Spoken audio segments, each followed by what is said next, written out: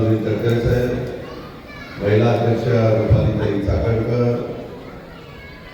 नवी मुंबईचे राष्ट्रवादीचे अध्यक्ष नामदेवराव भगत, शिवाजीराव कर्जे, महादेवराव पाटील, भीमसेन माळी, शिवराज कांबळे, राजकुमार पाटील, रणजित नरोटे, बैराम नेटके, अभिनाथ सावंत, चंद्रशेखर गळे तसंच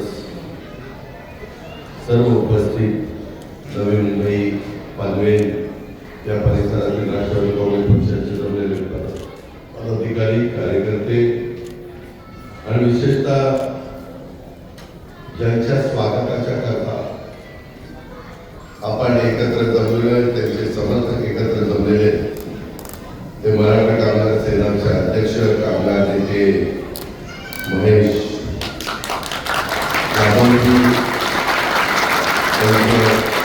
आपण सहकारी, त्यांचा कुटुंबीय, पत्रकार मित्र, बंधू भगिनी, मित्रांनो, देशाला स्वातंत्र्य मिळून 75 वर्ष होऊन गेली. काळ खूप बदल केला. एकेकाळी आमचा पश्चिम महाराष्ट्र, मी पश्चिम महाराष्ट्रात, जसं आमचे सुनील तटकरे कोकणात येतात तसं मी पश्चिम महाराष्ट्रात येतो. आणि पश्चिम महाराष्ट्रामध्ये आवर्षण प्रवण आहे. बरेचसे तालुके आमच्या सांगली जिल्ह्यातले, सातारा जिल्ह्यातले, पुणे जिल्ह्यातले, सोलापूर जिल्ह्यातले अक्षरशः दुष्काळाने वेढलेले तालुके. काही ना काही काम केल्याशिवाय उपजीविकेचं साधन निर्माण होत नाही. आणि दुष्काळामध्ये काय काम करायचं, त्याच्यावर बरेच जण माथाडी कामगार, गोदी कामगार, म्हणून त्या काळामध्ये गिरणी कामगार, अशा निमित्तानं त्या मुंबापुरीच्या आजूबाजूला आणि मुंबापुरी हा सगळा वर्ग आला. त्याच्यातच कैलासवासी दत्ताजीराव जाधव हे त्या ठिकाणी दत्ताजीराव जाधव आले. आणि ते दत्ताजीराव जाधव आल्यानंतर त्यांनी इथं येऊन गोदी कामगार म्हणून काम करायला सुरुवात केली. सगळेजण कष्ट करायचे. स्वर्गीय अण्णासाहेब पाटील असतील, बाकीचे सगळे सहकारी असतील, कितीतरी जणांची मी नावं घेईन. परंतु त्यांची पुढची पिढी, आपले वडील कसं काम करतायत, किती कष्ट घेतायत, हे सगळे जवळनं पाहत होते. तशाच पद्धतीनं दत्ताजीरावांच्या पोटी जन्मलेला एक सुपुत्र महेश या नावाने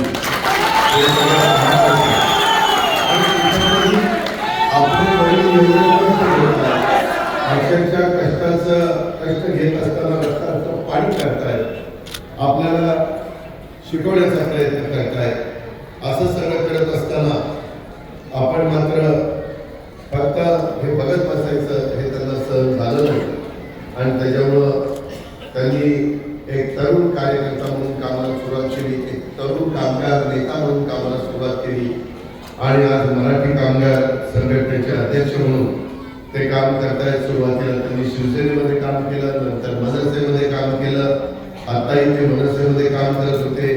सातत्याने कामगारांच्या करता, सगळ्यांचं कामगारांच्या करता तिथं मालक लोकांशी वाद घालायचा, कामगारांचे प्रश्न हे कसे सुटतील आणि कामगारांना न्याय कसा मिळेल, अशाच प्रकारची भूमिका सातत्याने महेश जाधवनी घेतली.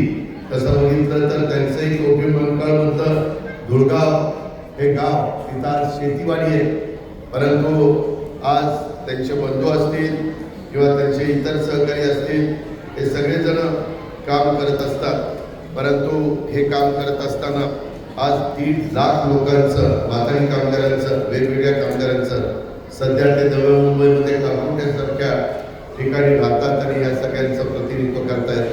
आज माथाडी कामगार असतील, आमचे सिक्युरिटी बोर्ड असेल, वाशी APMC असेल मार्केट, गळगोली स्टील मार्केट असेल, मल्टीप्लेक्स मॉलचे कर्मचारी असतील, अशा या कामगारांचं नेतृत्व महेश जाधव हे आज तिथं करतायत. त्याचा खरोखरीच तुम्हाला मला सगळ्यांना अतिशय रास्त अभिमान आहे.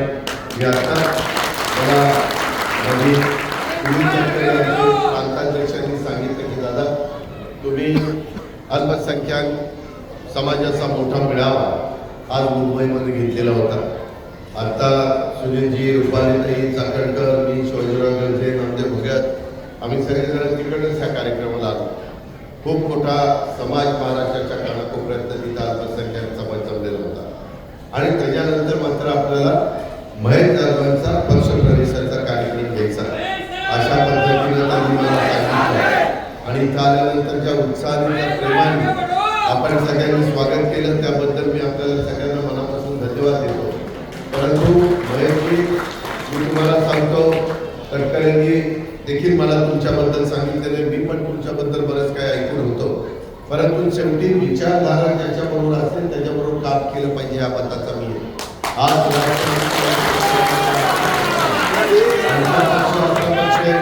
की तो सर्व जाती धर्माला न्याय देण्याचा प्रयत्न करतो, भेदभाव करत नाही. आम्ही बळीराजा शेतकऱ्यांचे प्रतिनिधित्व करतो.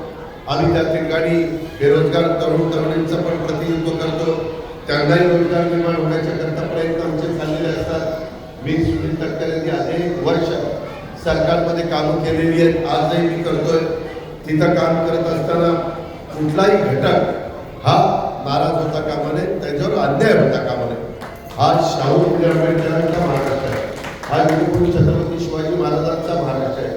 उद्या शिवाजी महाराजांची जयंती आहे, मोठ्या उत्साहाने उभा महाराष्ट्र ती शिवजयंती साजरी करत असतो. अतिशय आनंदाचं उदाहरण सगळ्यांच्याकडे पाहायला मिळत असतं. आम्ही देखील सकाळी शिवनेरीला 7 वाजता जाणार आहे आणि महाराष्ट्रातल्या 13 कोटी जनतेच्या वतीने, 14 कोटी जनतेच्या वतीनं महाराजांना तिथं अभिवादन करणार आहोत. तिथं नतमस्तक होणार आहे. तिथं महाराजांचा जन्म झालेला आहे. तिथं सकाळी पाळणा, त्या ठिकाणी पाळण्यामध्ये महाराजांना ठेवलं जातं आणि एक पाळणा म्हटला